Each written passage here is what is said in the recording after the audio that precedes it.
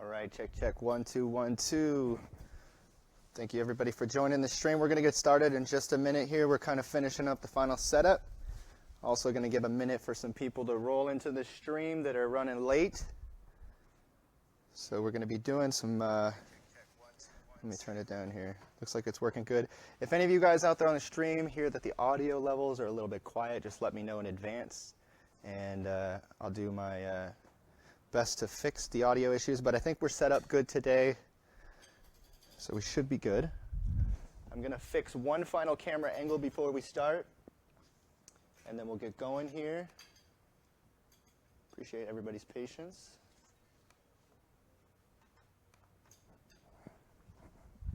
Grab some tape over here and try and get a nice camera angle for you guys. My goal is to get a couple of fun shots today for the stream. I want to get a first-person angle.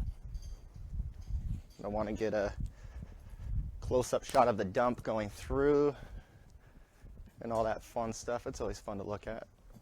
Just give me one more minute. I'll finalize the setup, and then we will get right into the stream.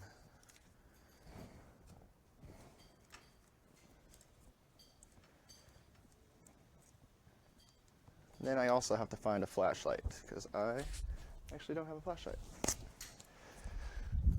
You know, there's always a little last-minute technical problems or technical challenges you got to fix before a live stream. Today, I had to go run to the store and get me some 9-volt batteries because the scale we're going to use today is wireless and needs some batteries in there.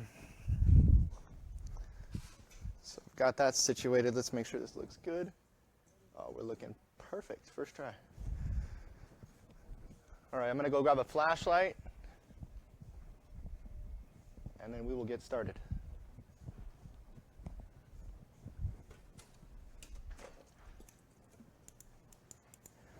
Let's see. I need some AAAs, because these are dead over here.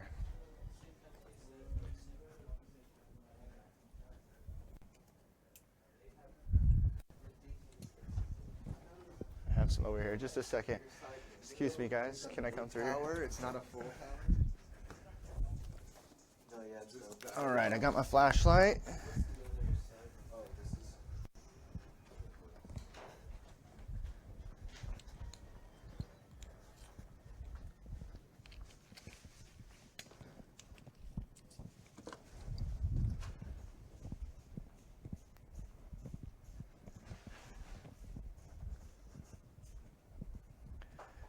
Awesome, awesome. Oh, and I can't forget, I only got one more thing and then we're ready, I promise you guys. Sorry. I'll be reading the chat from my phone today, so if you have any questions, please feel free to put them down in the chat and I'll try to answer them throughout the stream.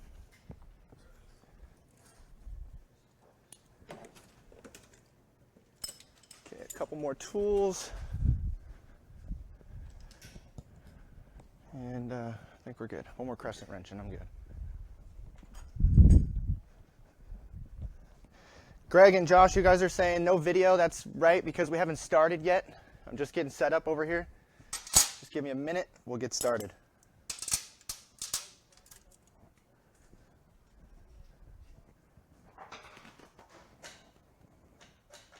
Wanted to make sure to be on at 2 o'clock for you guys, because I know we're starting exactly at 2.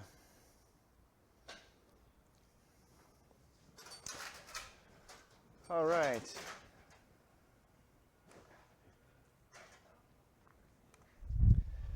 So, here we are. Thank you for joining the stream, everybody. My name is Josh. I'm here at Open Source Steel headquarters in Kent, Washington. And for today's live stream, I want to talk about extraction. I want to go over a couple of tips and tricks. And then also just kind of go over some of the basic introductory steps. If you're going to buy a closed loop extractor, some of the things you're going to need to do before you actually begin extracting.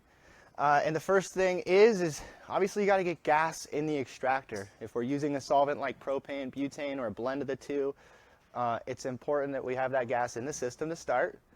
So today I'm going to go over the process of loading solvent into your extractor, a couple of things you want to do before you do this process, to set up safety and all that. So let's begin. You guys can see over here I have an extractor set up. This is one of our custom extraction builds that we have designed in-house. It's actually one of the projects that my brother worked on recently and built together. So it's kind of an all-in-one contained extractor on a rack, you can see.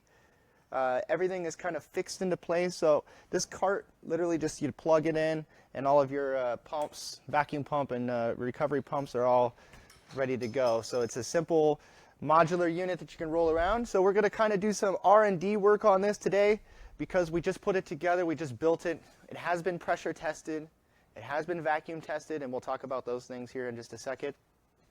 So we've done some safety checks on the extractor before the stream just to save time. But let's talk about some of those safety checks and what we need to do before we begin extraction or touching the extractor in the first place. So obviously, once you get everything put together, there's lots of nuts and bolts, fittings, valves that you need to thread on, use thread tape and get nice tight seals on.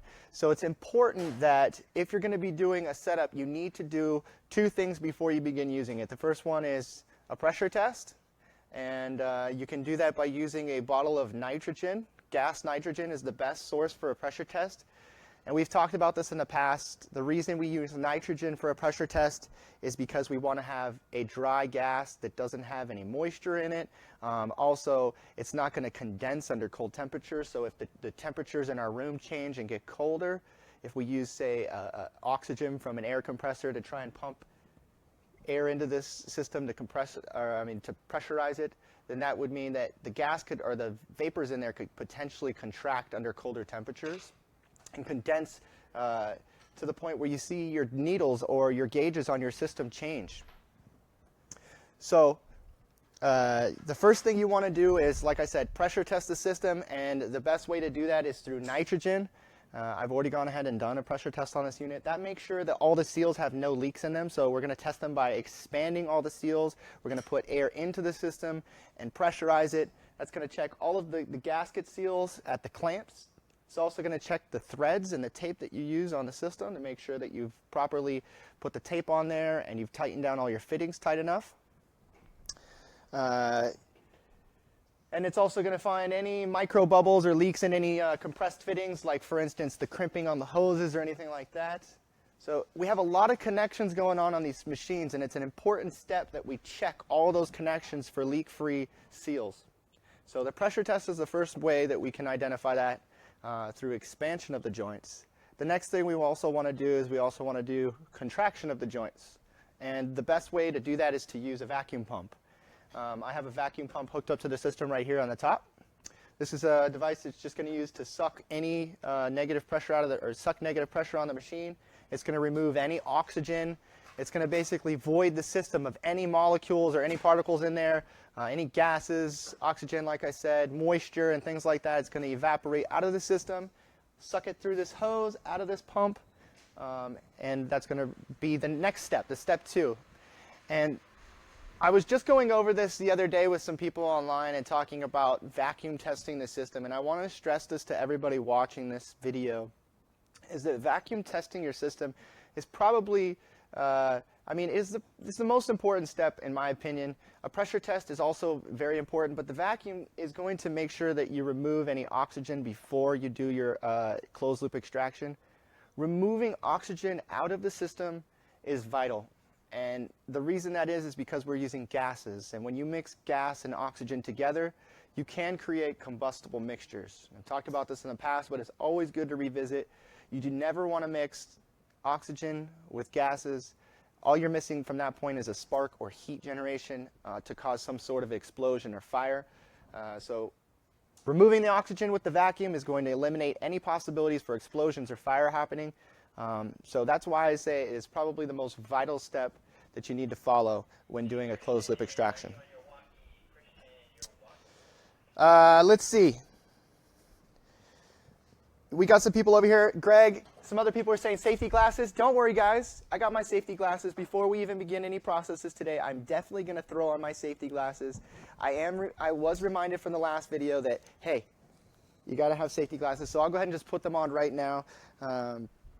To get started. Josh Rube is asking a question in the chat, and I'll go ahead and answer it while I have the time here. He's asking me, hey, how do you recommend doing the pressure test? I mentioned it here. You can get a bottle of nitrogen from your local gas supplier, similar to like a bottle of helium. You know, it's a small little bottle of gas in there. You want to get a regulator on that bottle so that you can regulate the outlet pressure. You don't want to just wide open bore, open up the bottle, because then you could actually put too much pressure into a system like this. So putting a pressure regulator on a bottle and then taking that bottle, hooking a hose up to your system, and taking nitrogen and pushing nitrogen into the system is the best way to do a pressure test. If you don't have a bottle of nitrogen, your second best bet is to use your home air compressor. Just like you would be pumping up a tire in your car, you'll take the adapter or the hose, hook it up to your system, and you'll pump in about 60 to 90, maybe 100 psi at max. You really don't need to go over about 100 psi in the pressure test. Exceeding that in operations is obviously going to cause some sort of issue. You could have a fail-safe or a pressure relief go off. So operating under 100 psi, or at least testing up to 100 psi, is probably a safe bet. That's what we do here. We do all of our tests for all of our certified equipment. Everything that is peer review or engineer reviewed goes through 100 psi sign-off pressure test. The next thing you can also do, actually, which is a good note while we're on the topic of pressure testing, is you can do a hydrostatic test. To be honest, this is probably, next to the nitrogen, this is probably the next best test that you can do on a system. Essentially, a hydrostatic test is when you fill your system completely with water. Some people are like, wait, what? Yes, you will completely flood your system full of water.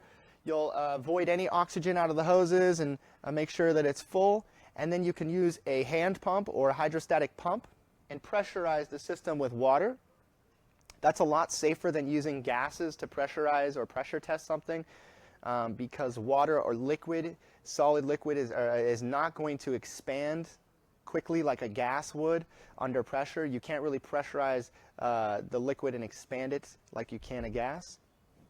So if there's any sort of leaks, or if there's any sort of burst in a seal or glass or anything on the system, you're going to easily relieve that pressure. As soon as it bursts, it's just going to quickly crack, and you won't see a big old poof and a big old explosion. So hydrostatic testing is also another good method of pressure testing a system.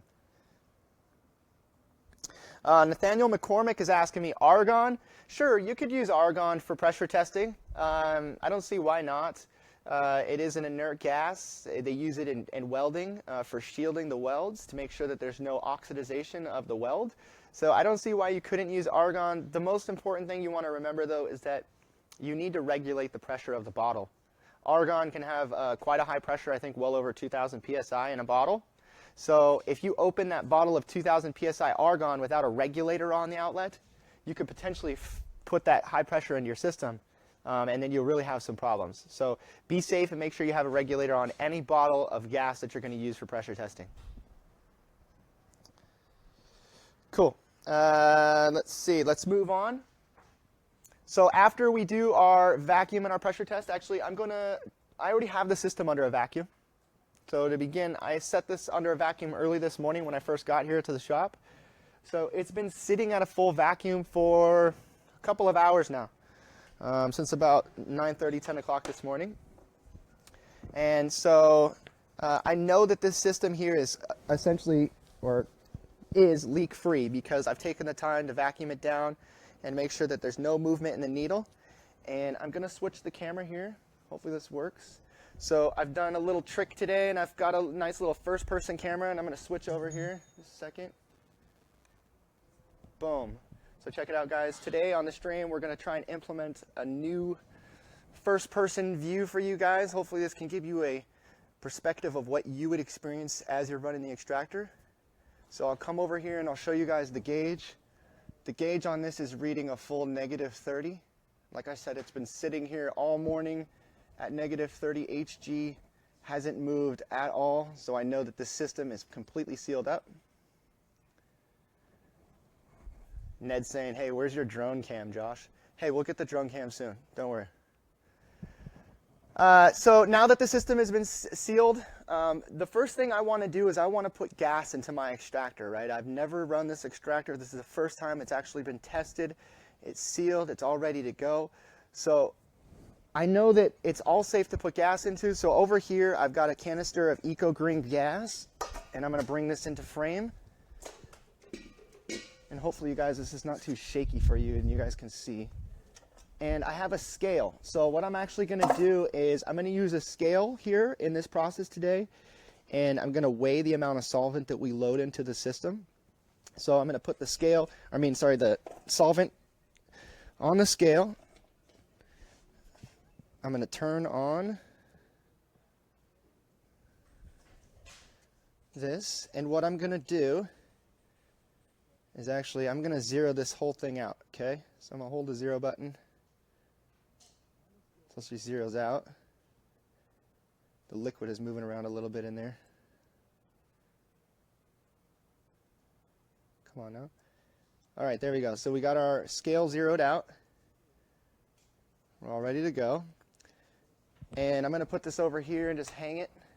Because what this scale is going to allow me to do is it's going to allow me to weigh the amount of solvent that we load into the system, because I actually want to know how much solvent we're going to recover today, how long that process takes, etc. So I have a hose over here. I'm going to take this hose. I'm going to connect it up to my tank. I have some tools up here, and of course I always carry 2 of each just in case I need to counter hold or counter rotate against my other fitting. And then I'm going to take this over here. I'm going to disconnect this hose.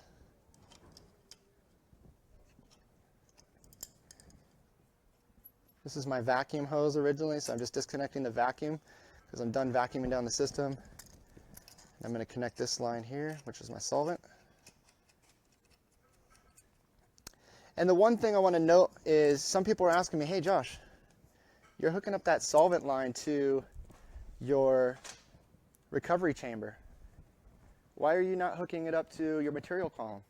Well, the reason is the first time we're going to put this gas into the tank, this tank here from EcoGreen, while it is a new style tank, it's a DOT approved tank, it is not that clean. It's not going to be the cleanest on the inside here. This is only a carbon steel tank.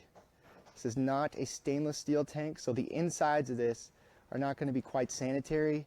It's possible that there's minor oxidation or rust inside of here from moisture or things like that getting on the inside.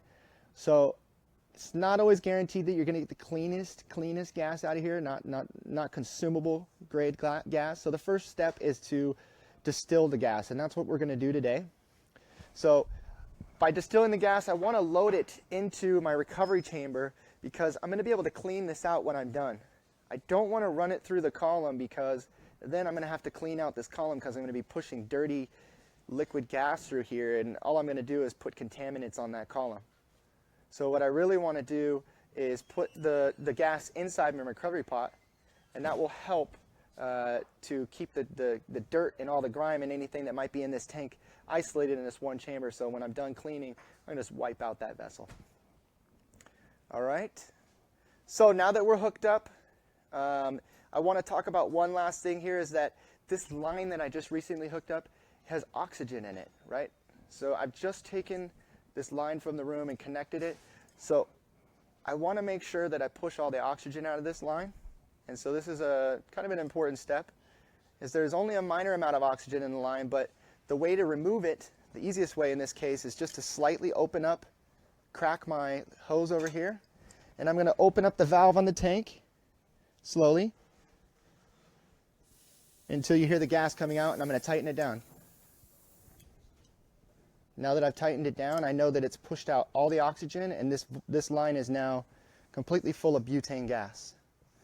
You want to be quick about that so that you don't expose your environment to any butane, of course, but it is perfectly safe to do that in Class 1 Division 1 room or Class 1 Division 2 room. So I'm going to go back over here and switch our views.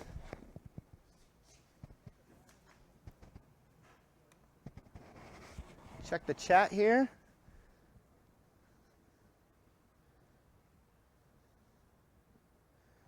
All right, Fernando says, not shaky, it looks good. Thank you, Fernando, I appreciate that. Ned Hatley says, doesn't that new line have air in it? There you go, Hatley.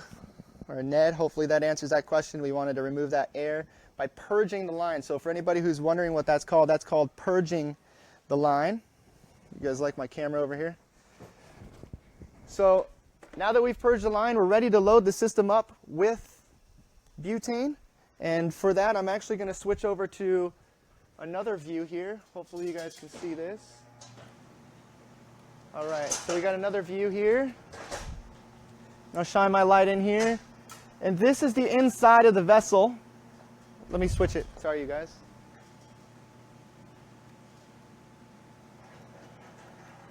There we go. So this is the inside of the vessel here, the main collection vessel. This is where we're going to put our solvent. We're going to load our solvent into. Like I said, the system is under a full vacuum, so we're safe to go ahead and load it up. I'm going to do so, but before I begin, I'm going to make sure to tare my scale again. So I'm just looking at the scale, and I'm just making sure to hit 0 again for anybody who was watching. And now we're ready to go. I can go ahead and just open up the valve, and you guys are going to see this dump in here, and I'm going to watch the scale and see how much solvent we load. So here we go.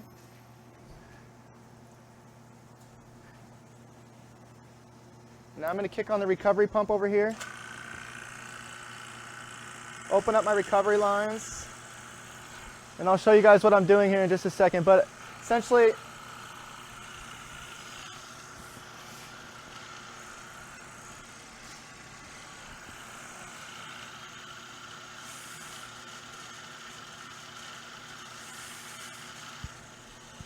okay, I'm at about 9 pounds, 10 pounds. Solvent.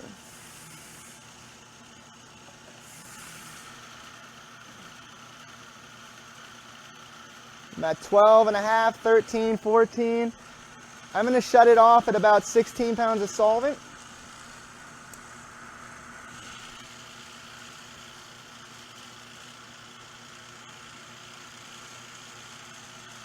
Oh, sorry, no. My bad. I'm looking at the wrong thing. I'm looking at the ounces. We're at 6 pounds, 16 ounces. Sorry about that. Yeah, here, let me switch it. Just click on the main, or no, it's handheld. There you go. All right, guys. So now we've loaded up our solvent into this vessel. Let me show you my gauge over here. Says we've got 6.5 pounds, or 6.5 ounces, sorry. 6 pounds, 5 ounces, excuse me. 6 pounds, 6 ounces even. So now we're going to begin the full recovery process. And by doing so, I told you guys that I turned on my pump over here. This is the recovery pump. This pump here has 2 valves. It has an inlet and an outlet. The inlet is coming from the recovery pump through this molecular sieve here. So you can see right here, there's a valve and a hose. It's bent, goes down, comes over, up through here, into this pump, out of this pump, into this cooling coil, which I'm going to throw dry ice on now, because I need to put dry ice on this cooling coil. Okay. And so this pump is now taking the gases out of this recovery pot. As they're evaporating out, it's compressing them and putting them back into our solvent tank, which is in the back side here. I'll come around this side here, and hopefully you guys can see. I have a solvent tank right here. And now we're going to be compressing our gases back into a liquid into this tank, into our clean solvent tank. And so this is going to be the tank that we store and use our extraction gases for. So we don't want to load this dirty gas directly into this tank, otherwise we're going to contaminate it, and then we're going to be making extracts with mercaptans and oils and impurities that we do not want to be smoking, non-consumable products. You do not want to be consuming them. All right, so I got a bucket over, or a box over here of ice. You got a scoop? You got it? All right, cool. So I got a helper over here. He's going to help me out a little bit.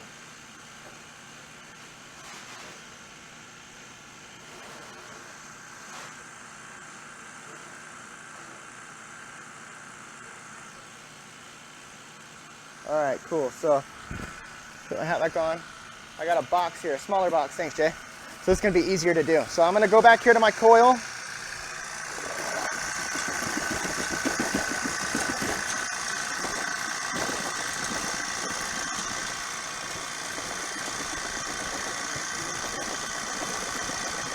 There's alcohol in there from previously.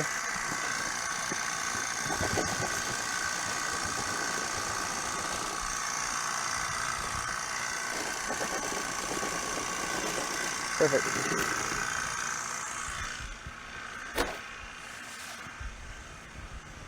All right, you guys, so now I've got my dry ice on my coil back here. And this dry ice is going to help cool down any of the vapors that come out of this pump, because to be honest with you, this pump is going to push out some hot vapors. So we want to compress and condense all those vapors, but at the same time we want to cool them down because they're going to build some pressure with that tank. Now I'm going to switch over to the dump again so you guys can see.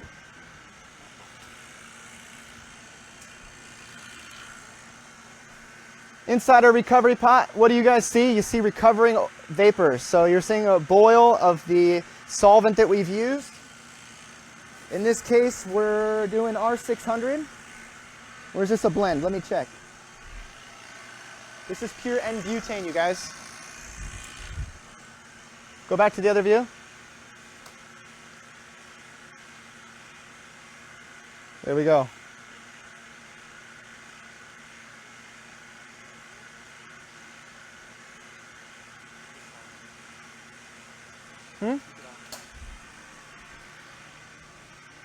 All right, so I'm going to get my angle over here because I'm going to have now a helper switching my views for me. So now we're pretty much in the long process of recovery. So at this point in time, we're not really going to do much. Actually, I almost forgot. I'm going to come over here, and for anybody wondering what this is a heater. Inside this heater, we got just simply water. And this water is going to recirculate through our collection base here. You can see I have a connection in and a connection out. And water is just going to recirculate through this hot base here. So what I'm going to do is turn it on. I'm going to set my temperature to this 50 C today. And we're going to heat up our gases. Because as you can see, this collection pot is condensing on the outside. And some people are wondering, why is this condensing on the outside? Well, the reason that is the N-butane that is in this vessel evaporates at 30.2 degrees Fahrenheit. So that's actually below the freezing point that this solvent is boiling. Inside of here, it's bubbling and boiling off at 30 degrees Fahrenheit. So it's actually very cold inside this collection pot right now. And that's why the outside moisture is starting to condense on the outside here of this collection base. So what we're doing to combat that cooling, and that effect is called evaporative cooling for anybody who's wondering. What we're doing to condense, or to fight that condensing here, or the cooling, is we're heating up this base. So I've set my base temperature to 50 degrees Celsius, and now hot water is going to begin recirculating through the base here, and that's going to combat that cool, evaporative cooling happening, and it's going to allow this to boil. It's just going to allow it to evaporate slowly. Well, I guess as fast as possible, really. And so what we're doing is now pushing those gases as they're evaporating back into our tank.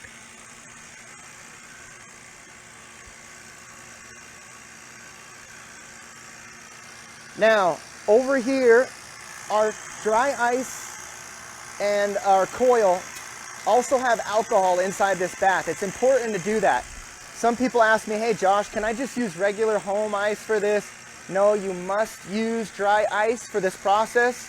If you don't, you're going to have a bad time. It's going to take you a long time to recover, and you're going to be building up pressure because the ice is actually warmer than the boiling point of butane.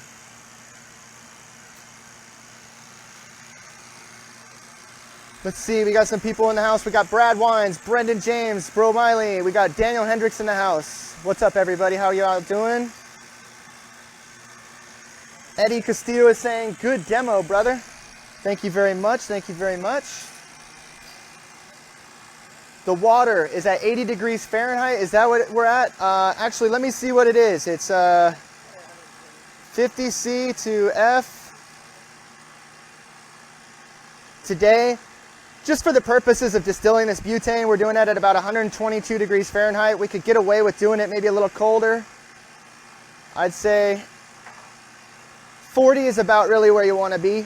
So I'm going to actually go turn it down just because.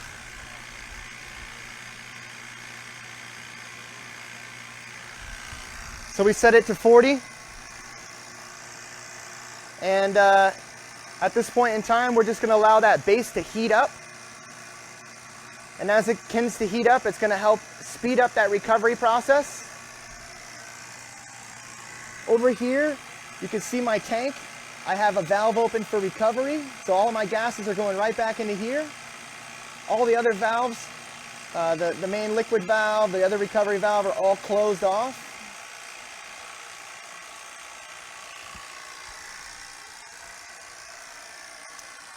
And at this point in time, we're just going to happen to just recover the gases. And I say this process here should take no more than maybe 45 minutes on the long end, especially for the amount of gas we're running today.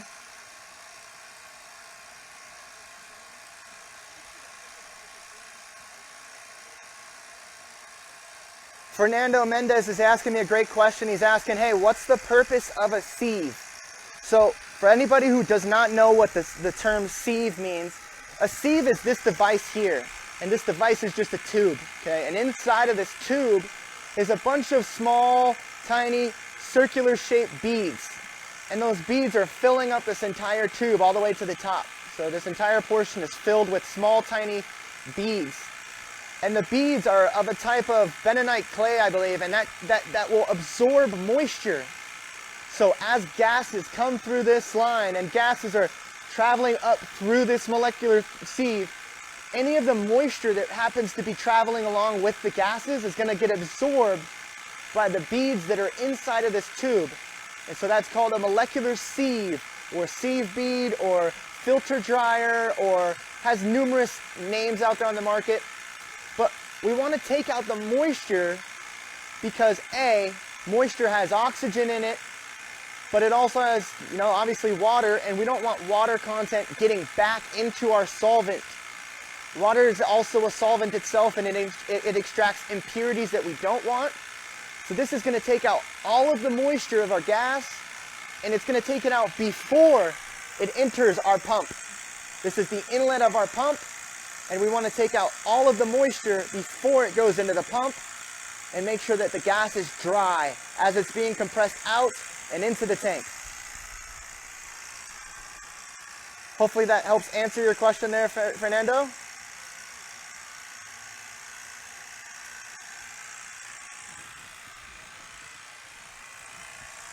Now coming over here, I'm going to come around the backside, and you guys can see that the solvent line that we have here is starting to frost over.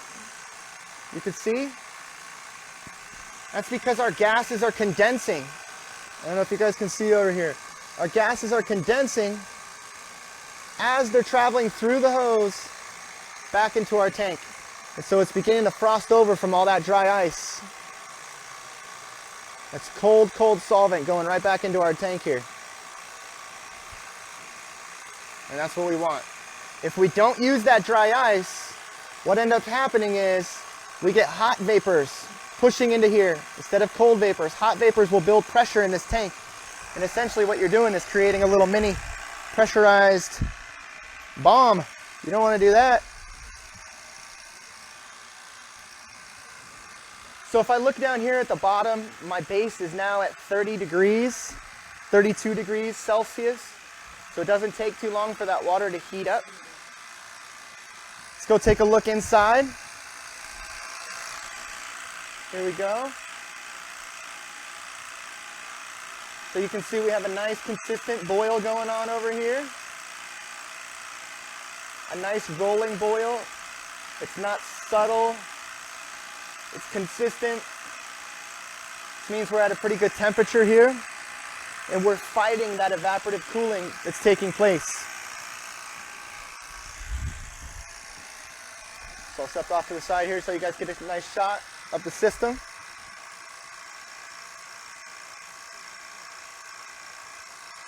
If there's any questions in the chat, feel free to throw them down. That's what we're here for today. What's that? I know that there was some people in the closed loop group. Actually, I posted a post a couple of weeks ago asking people if they had any questions about extraction. So I'm actually going to pull that post up now, and I'm going to go through some of those questions.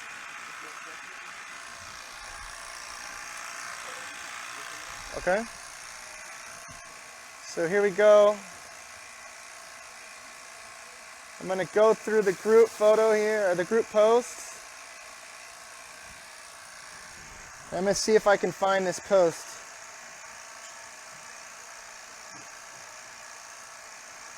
Come on, phone.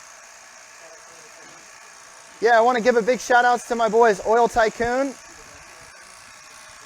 Let me show you guys right here. Shout outs to my boys, Oil Tycoon Concentrates. Find them in your nearest I-502 shop. If you guys are out in Spokane, these guys are in the Spokane area, go show them some love. I know that they recently just did some oil for Mad Mark's farm. If you guys know who Mad Mark is, Mad Mark makes fire, you guys.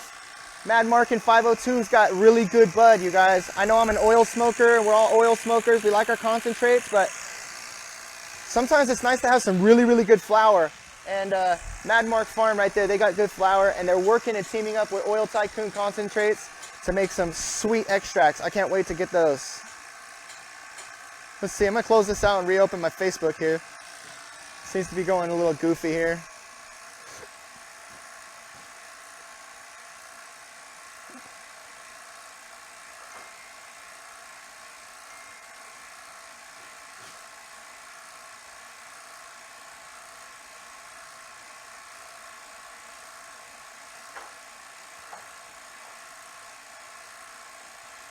All right, let's see. Here we go.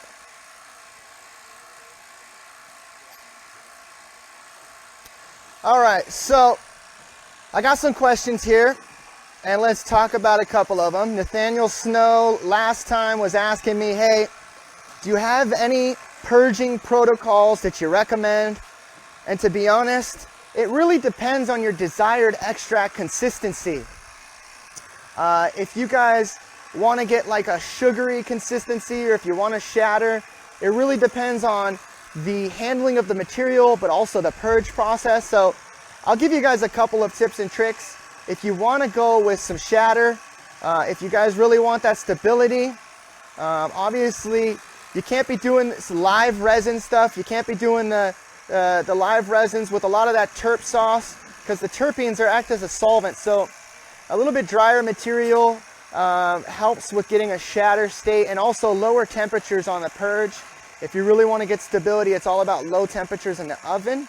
If you're looking to nucleate and create more of a wax type consistency, the best method is to heat up the temperatures a little bit more, like 110 degrees Fahrenheit, maybe 115 degrees Fahrenheit will get you that consistency a little bit quicker. Also, a longer exposure in the oven is going to cause that wax consistency to start occurring.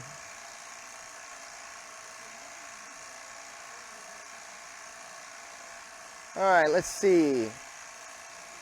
It also looks like a lot of people want to see overall builds or guides on how to put a system together. I think that'll be one of the next live streams that we do. Maybe I'll set up in the front room and I'll put together a system from scratch and show you guys how to properly thread your fittings, how to properly tape your fittings, how to do compression fittings if that's the case, you want to know how to do all that. A build video I think would be awesome. What's that? Let's see. Oh, it's not set up on that tank. It was only set up on the dump. Let's see. Logan Reinold is asking me, propane runs start to finish. Well, Logan, there's really no difference when it comes to propane. The real difference is you're actually going to get a little bit more pressure out of propane because it has a lower boiling point. This means that you can actually get your solvent a little colder to begin and still have some pressure built up in the solvent tank itself. So propane is really no different. The only thing you really want to be careful of is the size or diameter of vessels you're using. You really want to try and keep it under 12 inch. Really, I'd say the 10 inches and under is the desired system size. My personal preference is a 6-inch diameter system, so like the one we're running today is perfect for propane. All of our design propane units are 6 inches, just for the higher pressure rating. Mikey Lee was asking for a nitrogen assist. I don't know if we'll be able to do that, so we don't have the time today to do that. But cool, I just wanted to make sure I answered a couple of those questions from the last stream. All right, you want to take a look, James, see inside? So how are we looking now? You guys can see the solvent line on the tank there is dropping. We've dropped a good 4 inches or so since I've last been talking. So the recovery process is just slowly going along here.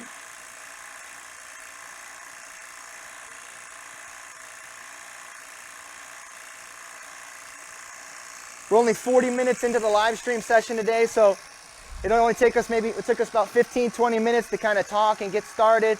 So we're only maybe 20 minutes into the whole entire process of loading solvent in here and recovery. Should probably take us another 15 or so minutes to finish up, and then we'll be done. I'll be able to show you guys the base of this and show you how much mystery oils are kind of left over. Granted, I have not cleaned this in a little bit, so there is going to be some grime from previous runs in there. But still good to kind of show you guys what you can expect. Just proving a point that these tanks here, these tanks are not necessarily the most clean or ideal tanks for either storage, and not the most ideal, especially for recovery. Although you guys will notice that now they do have another valve on here for recovering butane. So if you want to recover into these tanks, you can, but it's not really recommended. You heard it. It's not recommended at all. So I'm going to go over here, and also I'm going to look at the pressures on the system.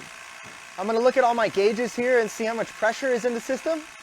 Right now, if you guys can see this, we're literally about 5 psi. We're not anywhere, we're under 5 psi right now. So what that means is that our recovery side is capturing all of that pressure, all that hot gas that's being evaporated off, and it's condensing it efficiently. I'm gonna come around the back side here and show you guys. I'm gonna duck around. And now let's look at this. Now look at the solvent line. We're completely frosted over. You can see. It's cold. Our coil in a can over here, our recovery coil, is doing its job. It's condensing the gases and they're being pushed back into the tank here.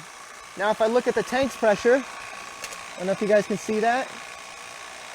There's only maybe 10 psi over here. So on the other side of this pump, it's only pumping out about 10 psi. So that means that our tools are doing the job. It's condensing all that vapor like we want. If we're going to start seeing pressure build up in the tank back here, then we're going to want to consider throwing maybe more ice on our coil, or potentially even taking our tank and putting that on some ice and helping condense some of that pressure. But looking at my gauges right now, we don't need to do any of that. Everything is looking just fine. We're in a nice pressure zone here for recovery. And again, we're just going to wait for things to continue on.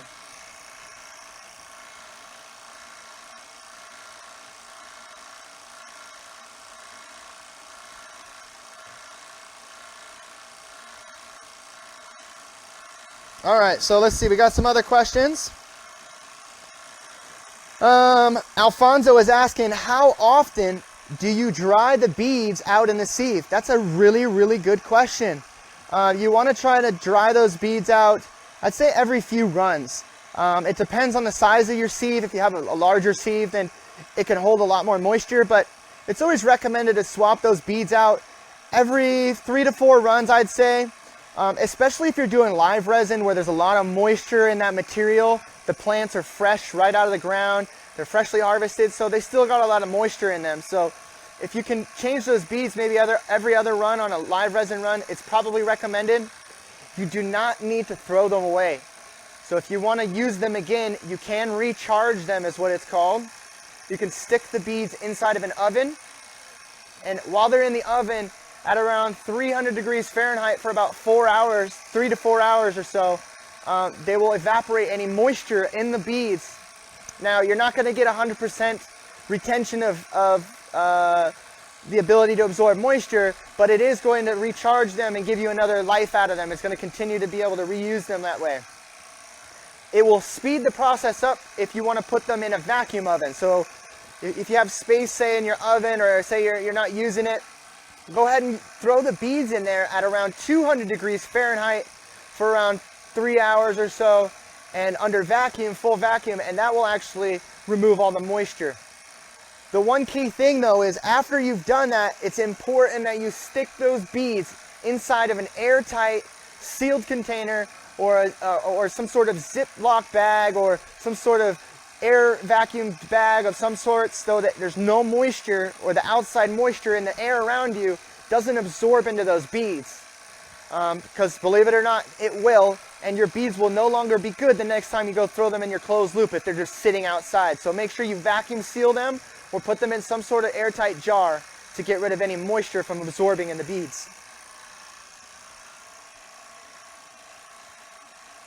Jonathan Clark is asking me, hey, where can you get the beads from? Jonathan, if you want, opensourcesteel.com sells molecular sieve beads. There's other sources online. You'll find that they're really affordable here, and we sell them by the pound. So if you only need a couple pounds of sieve bead, you can buy it from us in small quantities. So over here, my bath is now at 40 degrees Celsius. It's consistent. If I feel the bottom of this base here, it's just warm to the touch, you guys. It's not any warmer than maybe a jacuzzi. It's at about 100 degrees here. So we're just trying to create a little bit of warmth underneath to help fight that condensation. And look, I have no more cooling condensation on the outside of this other than the melted water that was on there from previously. It's not frozen or trying to condense anymore. That means this is doing its job. This is heating up my solvent. I'm gonna take a look inside, James.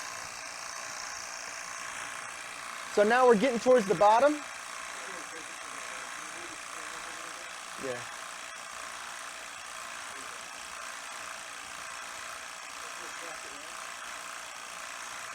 There we go.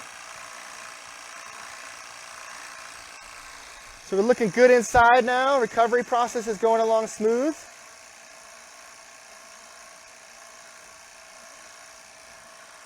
I want to thank everybody for joining the stream today. We got 38, 39 people live right now. Appreciate that. Ned's asking, does a jacketed recovery spool work better for heating the solvent or a heated splatter like you got, or both? Ah, good question. Ned, was that Ned you said? Yeah, that was Hey Ned. Ned, so I like the question. He's asking me, hey, will it help if we say jacket this spool section also? The answer is yes. In the case of this demo, we don't have a small spool section. The only spool sections I have that are jacketed right now are quite tall.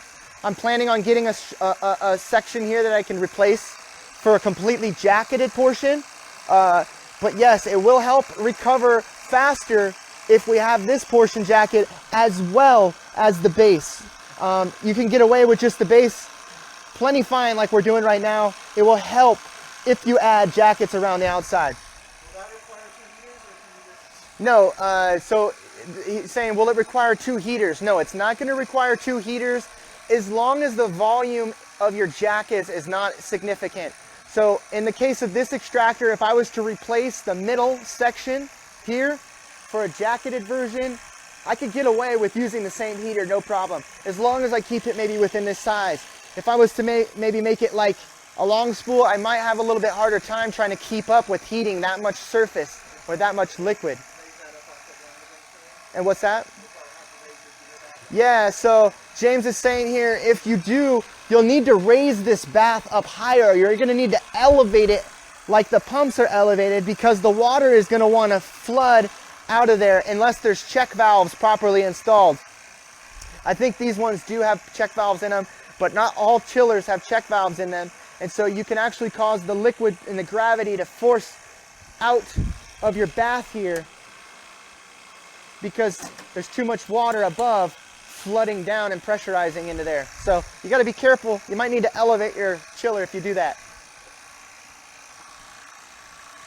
You want to check inside? Take a look inside now. We're down towards the gasket line, right? Looks like it. So we're right towards the bottom gasket line, so that means we're right down to here. Okay, so we started pretty much right to the top level up here, and we've taken our solvent all the way down to the bottom.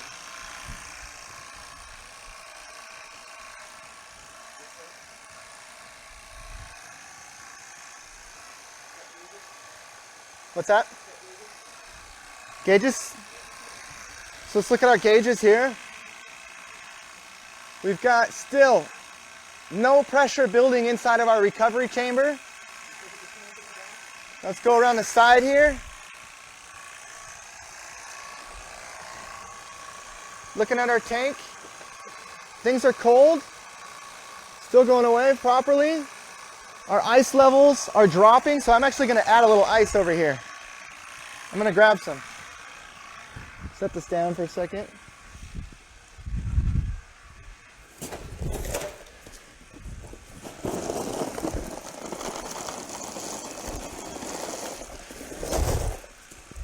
So it's important while you're doing this to make sure to check your ice levels, and if you need to, top it up.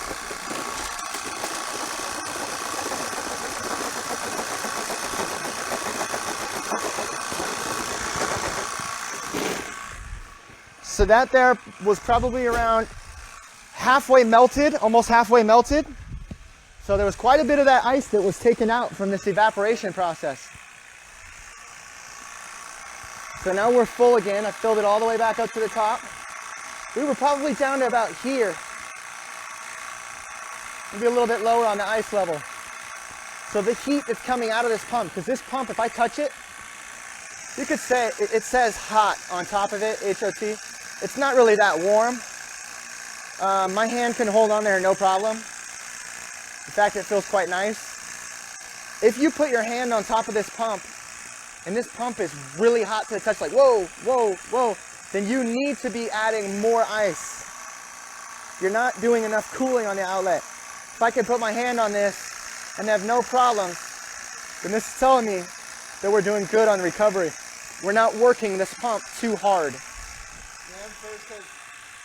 That's so small of a unit though. Like, do these principles apply to the same larger units or what? Okay, great. So somebody's asking, hey, this is such a tiny extractor. This is not really anything major. It's not a big scale extractor. You're right. That's right. But the principles here are the same. It's the same amongst any extractor you're going to use there on the market, whether or not it's 10 times the size of this or whether or not it's 10 times smaller than this. The same principles of evaporative cooling, heat, and just using hot and cold, that heating and cooling to get the BTUs, the British thermal units. We're trying to create an equilibrium here. So we're just trying to balance out the amount of heat we apply with enough cooling power. And that's why we're using the dry ice today. So it really doesn't matter what scale you're doing it on. The only thing that might change is whether or not we use dry ice. We might want to use something else like, say, a cooler or a saltwater brine wash, or like a glycol chiller, or some sort of cascading refrigerant loop. And the cascading refrigerant loop works best in this kind of scenario for cooling down large volumes of steel vessels. So for this one, it's a really small system, so we can get away with just using some isolated ice. But in the future, we'll use some sort of large chiller. We have some larger units available on our bigger extractors. But for this, it just works like this with ice. So I'm going to look inside one more time.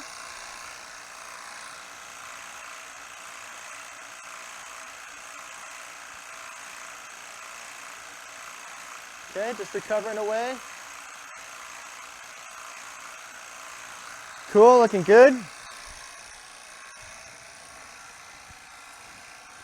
Again, if you have any questions about closed loop extraction, please ask away. I'm here as a free resource for you guys today. Normally we charge for consulting, but today We're doing some free consulting for you guys.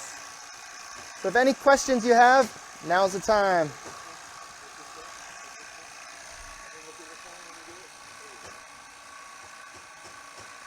All right, so let's see. Josh Rube is saying you should try my Grape Ape. It will be in High Times June 2018 issue. Josh, yeah, brother, I would love to try your Grape Ape. Let me know. As long as you're local, let's do it. Dan Fur is saying that's so small of a unit. That's right, Dan Fur. That was what he was saying earlier. Ned Hatley is saying low pressures. And he's asking, is this a nitrogen push system, right? Yes, absolutely. We can do a nitrogen assist on this kind of system. It doesn't have to just be with a warm solvent. You can definitely use a nitrogen assist. Be easy. Fernando Mendez is asking me, hey, what's the price tag on this system? Fernando, to be honest with you, I don't have the price tag available right now. I'd have to actually look it up and see what the price is on this unit. If you really are interested, send us an email to support@opensourcesteel.com and I'll get you quoted up. Nathaniel McCormick is asking me, hey, could you add another coil for faster recovery? Nathaniel, yes you could, but to be honest, you don't need it, because if I look at my pressures, we're actually starting to drop. That means that the cooling, that ice that I just recently added, is doing its job. It's actually taking the temperatures down and taking the pressure away. So there's not really any benefit that I'm going to get out of this system by adding any coils. So that's also why we don't have the tank on ice, is because the coil's doing all the work here.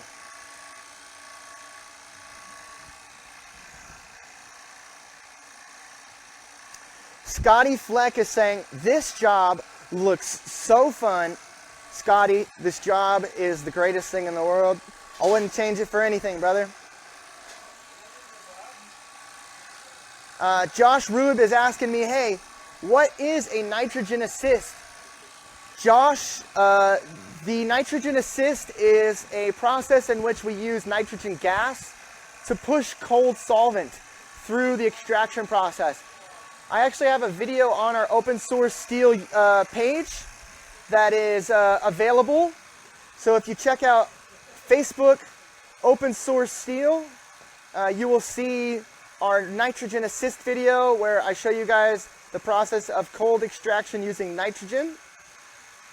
In the future, we'll set up some live demos here, and I'll hopefully do some more first-person stuff where we talk about nitrogen assist, and I show you that with this kind of camera setup. Ned is helping me out there, telling Josh it pushes cold solvent through material columns so you don't have to heat the tank. That's right. Let's take a look inside the pot again. Where did I put my flashlight? Is it over there? I use my phone.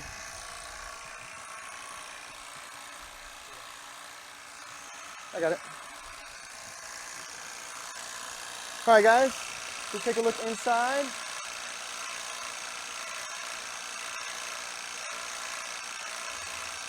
Good car ran away. It's taking her pretty time. I'm actually going to turn the heat up a little bit down here, guys. Maybe 10 more degrees. Just because it's going to help speed this up. Whoops.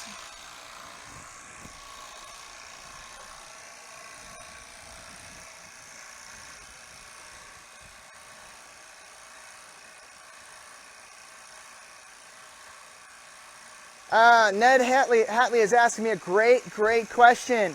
Ned, he's saying, can you run dual recovery lines off to one tank using two TRS-21s? Yes, you can. Actually, it's preferred in most cases to try and use two TRS-21s. So he's saying dual recovery lines to one TRS. Oh, I didn't see that. He's saying, can you run dual recovery lines off of the recovery to one TRS? Sure you could, but really you're going to gain no benefit. This TRS-21 only has a certain displacement, which is around 6 CFM. So it displaces 6 cubic feet per minute. And in the case of this pump, you're going to be feeding it more than that, so it's only going to be beneficial for you to run 2 TRS-21s with 2 lines.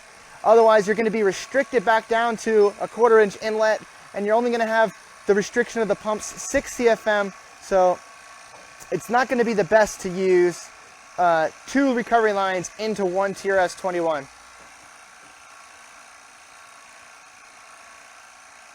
Nathaniel McCormick is saying, wouldn't it be better to just use larger lines instead of teeing off? That is correct. In the case of this, it's not really about the lines, it's more so the pump and the diameter of the pump's inlets. The pump has a 1/4 inch inlet, and like I said, it only displaces around 6 CFM.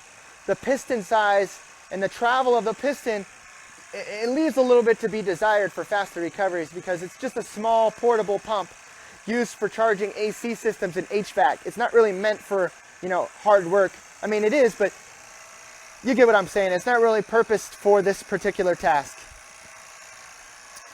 Michael Cooper is saying CMEP OL all day. He prefers the CMEP, which is another type of pump. You know, the CMEP is also a similar displacement pump to the TRS-21. I don't see a lot of speed and recovery times from the CMEP OL, but they are a pretty robust pump. They do have warranties. They can be modified, which is kind of nice. Just a little bit expensive is all. Ned is asking a really good question about TRS-21s. He's saying, hey, what's the rebuild time on a TRS every year? Actually, Ned, you want to rebuild your TRS-21s a little bit more frequently than that. You probably want to be running your TRS-21 through a maintenance program every couple of weeks.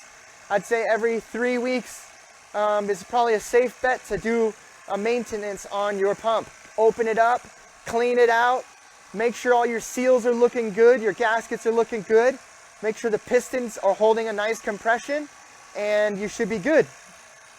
If you maintain the pumps that frequently, every 3 weeks, your TRS-21 should last you quite a while. And the only thing you'll ever really need to replace is the pistons. So if you ever get a pump and it needs some love, don't be afraid to open them up. They're really simple devices. They're mechanically very, very simple on the inside, and the parts are very affordable. It's kind of a fun project to be able to say, hey, I rebuild my own pumps. So if you haven't, I encourage you to try it out. What's up?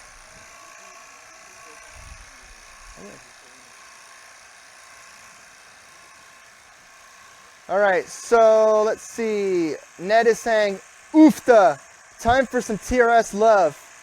All right, Ned, sounds like he's got a project for this weekend. Let me know how it goes, Ned. And if you need any tips or pointers, let us know. I'm glad to help out.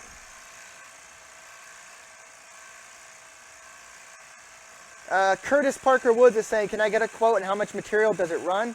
If you really want a quote, please email us support@opensourcesteel.com. We'll be glad to help you out. Oh, sorry. If you want sales, it's sales@opensourcesteel, not support. Excuse me, sales@opensourcesteel.com. We'll get you set up. Paul Nelson is saying, both pumps, question mark? I'm not sure what you're referring to. Are you referring to the CMEP OL and the TRS-21? The TRS-21 is a much, much simpler pump to rebuild.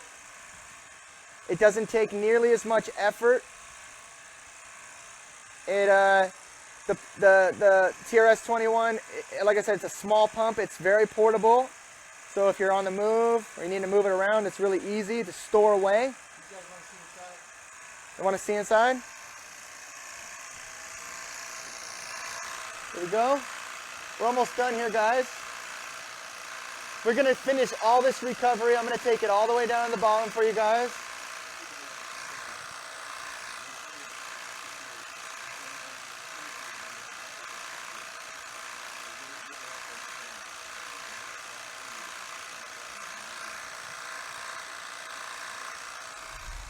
All right. So we're going to continue this process. And again, I'm going to go over here and look at my gauges. You guys can see we haven't moved at all. This thing is nice. It's doing its job. There's no condensing on the side walls because This base is now quite warm. If I put my hand over here, it's a little bit warmer than it was before. It's at 47 degrees Celsius right now, so we're almost at our 50 degrees Celsius set point. So this is combating that cooling effect that's going on the inside. That's why we're not seeing any condensation on the outside anymore. We have low pressures going on the recovery because our pump is taking out all that gases, all that built up head pressure. And it's being transferred through this coil, which looks like I could use a little bit of ice. And it's condensing right back into our tank on the back side. So I'm going to use the ice here.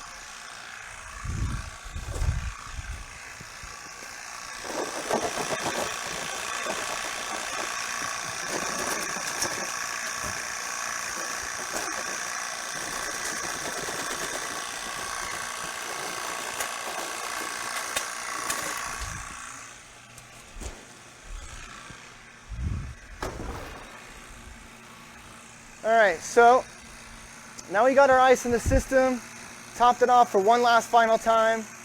Again, we're just kind of waiting. As you can see, after the safety checks, after our initial safety checks, everything else is straightforward. We're pretty much waiting for the recovery process. You just got to make sure the right valves are open, right? Your recovery valve, recovery and inlet valve. Oh, and actually if I feel this, let me go feel my pump now. It's actually still fine. It's really not warm at all. This pipe is warm. The outlet of this is warm. And then that's why we need to pass it through our coil.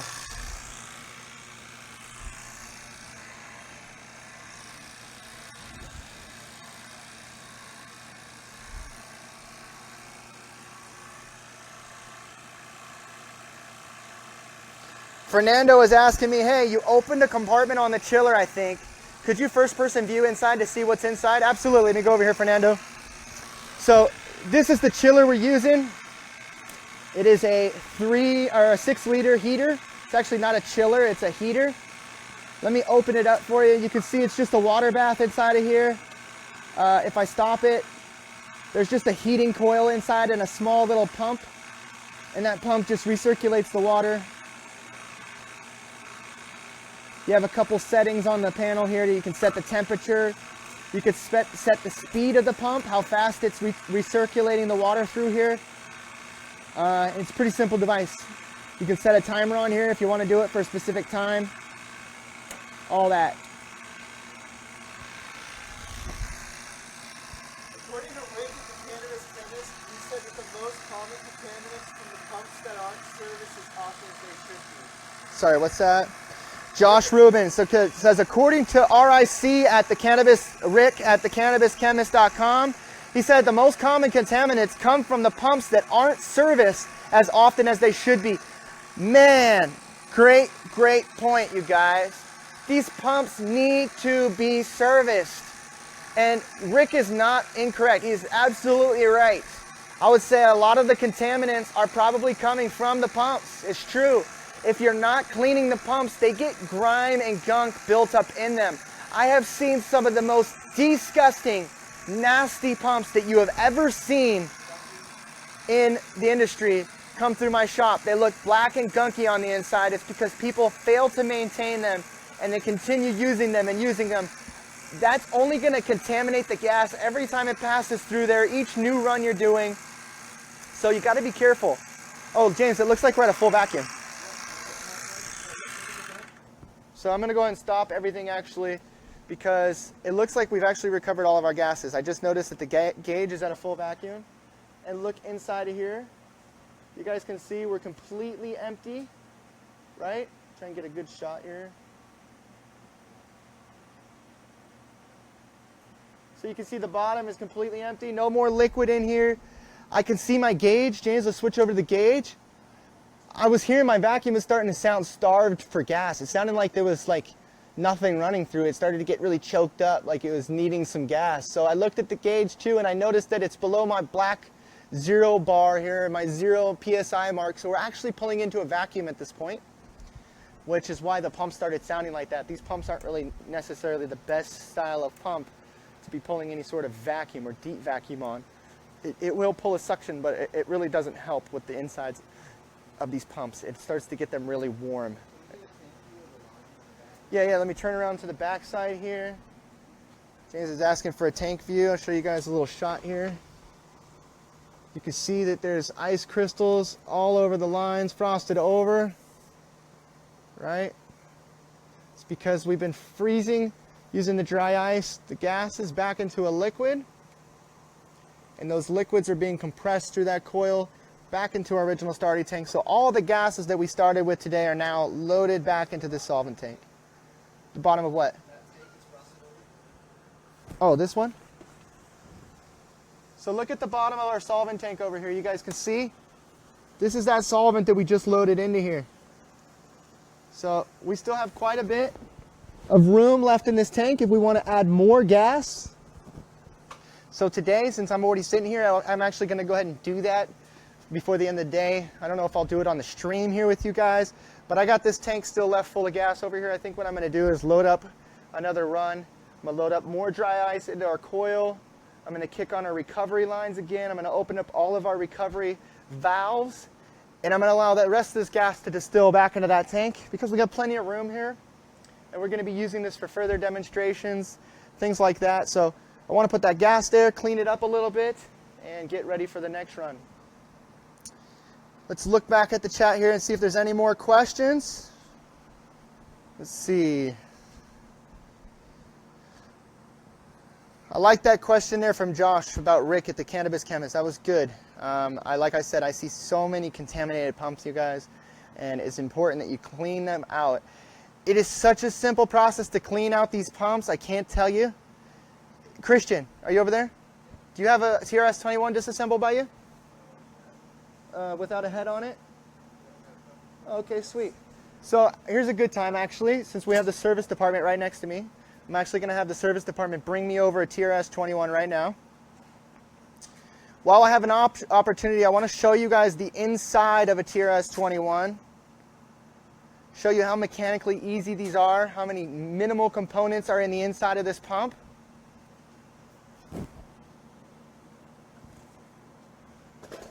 Set up over here. Got some helpers bringing over the pump just now.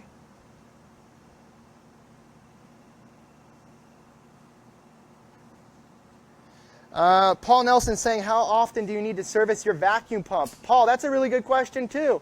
The vacuum pump doesn't need as much service as your recovery pumps. The vacuum pump is only going to be used for the first initial vacuuming of the system. We don't use it very often. It only is used maybe a couple minutes at a run each time. The only thing you need to maintain is this oil level. I don't know if you guys can see. There's an oil level on this vacuum pump over here, and you need to make sure that it has enough oil in the pump. Sometimes it can heat up and some of the oil you can lose some of the oil. Oh. I'm like, what is that noise? That's my timer going off over here. So you want to make sure to maintain the vacuum pump's oil level in there. Just make sure that you put enough oil and you should be good. Huh? Yeah, bring it over to me. Just unplug it. All right, guys. And then can you switch over to first person for me? And ahead.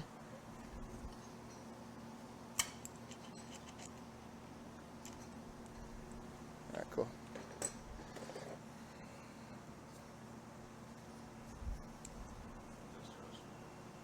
Yeah, perfect.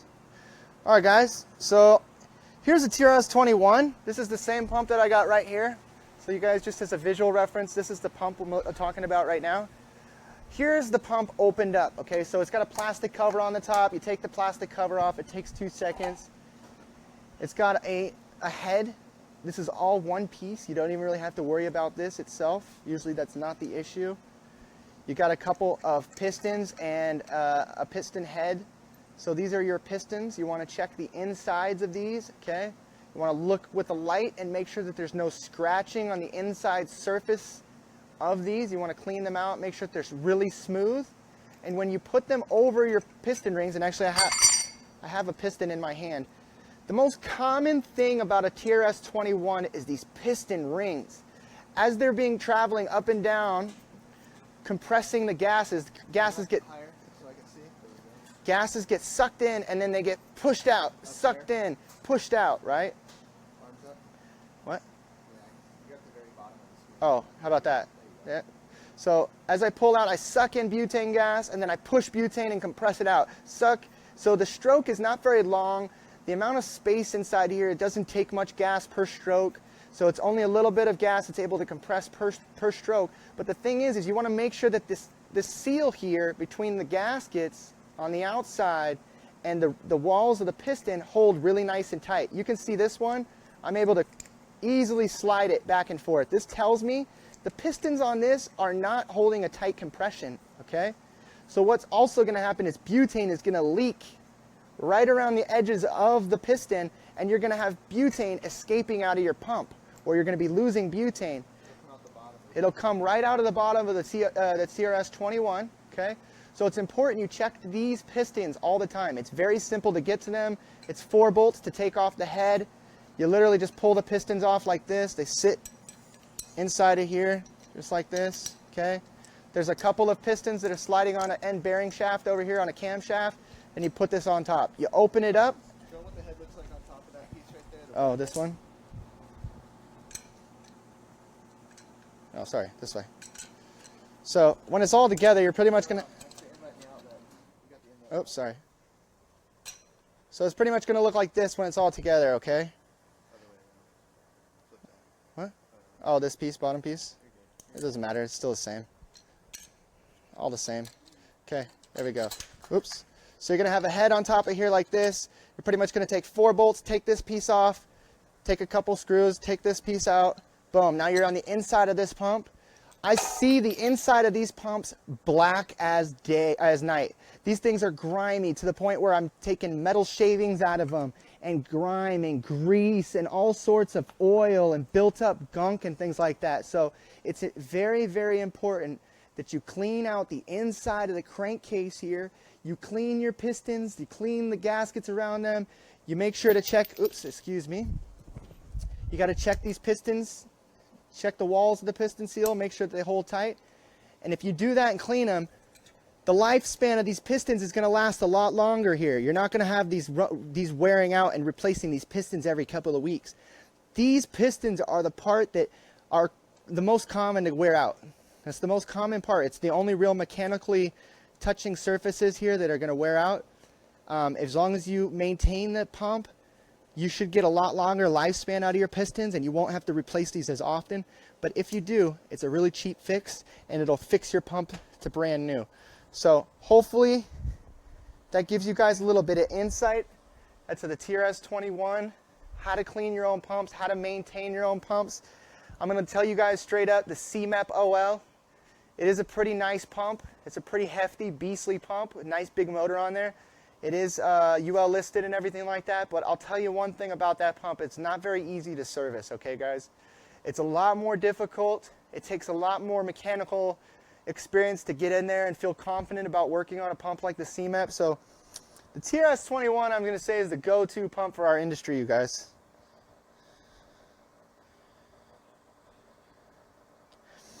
Joey's asking, what oil viscosity do you use, and have you ever had problems with your pumps spitting oil? There's always a recommended viscosity or type of oil that you need to use for your pump. It is it's just basically a hydrocarbon mineral oil. They're basically using mineral oils for vacuum pumps. But you want to use a high grade. There's a certain viscosity level. I think it's like 50. I can't remember the exact. I can't remember exactly what it is. Don't quote me on that. But look at the specifications on your vacuum pumps. Some of them require different vacuum oils.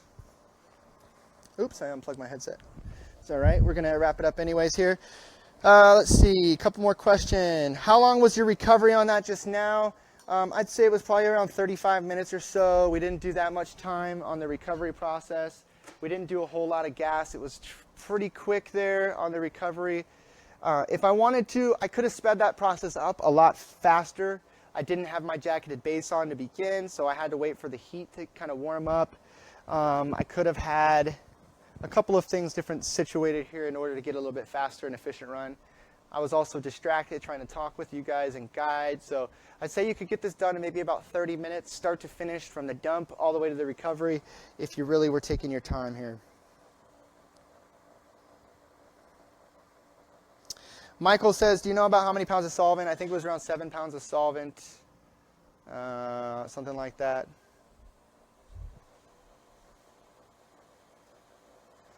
Josh is asking me, I don't see any gas detection device anywhere for monitoring active leaks. I do have a gas detector. I don't have it with me right now because I've tested this system and I know it is safe.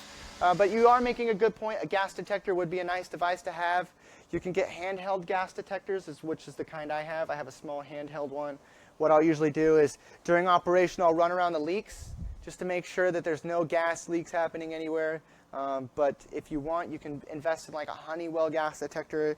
Any regulated environment you're going to be operating in is going to be required that you have a gas detector. So if you're an I-502 doing extraction or anything like that, it's going to be required. In the cases of us, we are not required to be in a Class 1 Division 1 facility.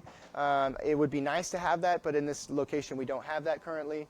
So we're just running today without a gas detector. Right on, guys. So that is the stream. We're running right on schedule. Actually, I was planning for exactly 1.5 hour stream today, so it's 3:30. We started today at 2 o'clock. We talked about safety to begin, so let's just recap. I talked about pressure testing your system, why that's important, what kind of pressure test you can perform using nitrogen, gas nitrogen. You can use your compressor, your air compressor from your shop, your garage. It's probably not recommended. It's not the best. It works, but it's not the best. And then the last method of pressure test that I say is probably the best is a hydrostatic pressure test. That'll fill the system full of water, and you'll pressurize it using a pump, and that'll make sure to find any water leaks or any small micro leaks using water pressure. The next thing we talked about was vacuuming your system. Be safe before you operate. You need to use a vacuum and fully void your system of oxygen. That is the most essential step, in my opinion, of a closed-loop extraction, is removing oxygen out of the system. Once you remove the oxygen, then we're creating no room for error as far as an explosion to happen. Oxygen and gas mixed, all it needs is an ignition source, and then you have kaboom. So if we're removing oxygen, we're removing one of the elements or one of the pieces or variables in the equation for an explosion. Then we talked about loading solvent. We talked fresh solvent out of a tank, why you don't want to load it through the column, why you want to put it directly into your collection pot first for distillation.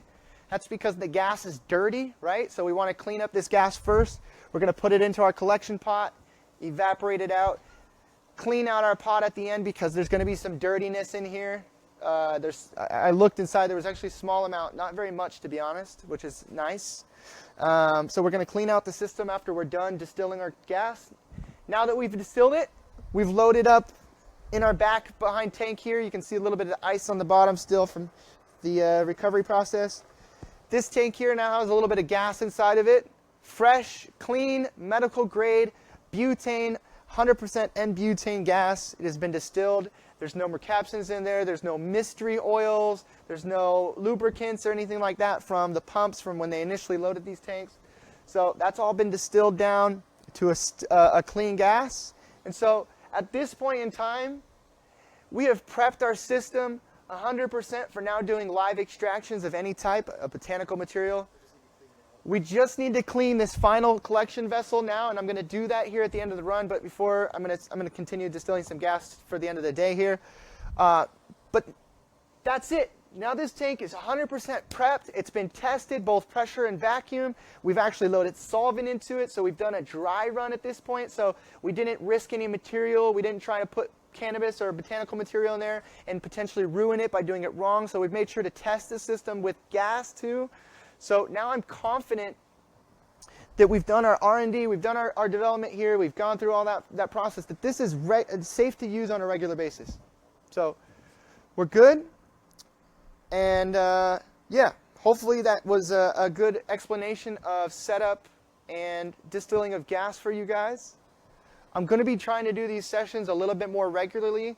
I'm investing into more equipment to try and get things, a little bit more professional for you guys. The audio levels, more camera angles, first-person views, things like that. So stay tuned for more content on advanced extraction techniques like cold solvent extraction. We've talked about that and done that in the past, but it's always good to revisit the topic. We could talk about crystallization techniques. We can talk about distillation. So stay tuned. We got lots of content coming for you guys. I'm going to check into the chat one last time here before we sign off. Let's see. Great demo. Thank you for the time, says Fernando. Thank you, Fernando, for joining into the stream today. Hopefully you guys learned a thing or two. Ned says, thank you, OSS. Paul says, thank you for the demo. Thank you, Paul and Ned for joining. Ned says, you don't see other extraction companies doing this. Support OSS. Thank you very much for the feedback. I appreciate that. We try to be open about our information. Nathaniel's asking, are you using a spark-proof vacuum pump? There's no gases that enter this vacuum pump. We never, ever, ever put butane through that vacuum pump. It's only used for pulling out oxygen. So it is not required to be spark-proof, but in this case, it is a chemical duty pump. Ned says, great info. Right on, guys. That's it for today. I'm going to be signing off. I'm Josh with Open Source Steel. Stick around for the next live stream. I'll try to post when we're going to go live. I'll give you guys a scheduled invite for that.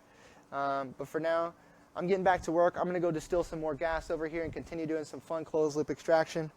If any of you guys are in the area, stop on by and say hi. We'll see you guys next time. Cheers.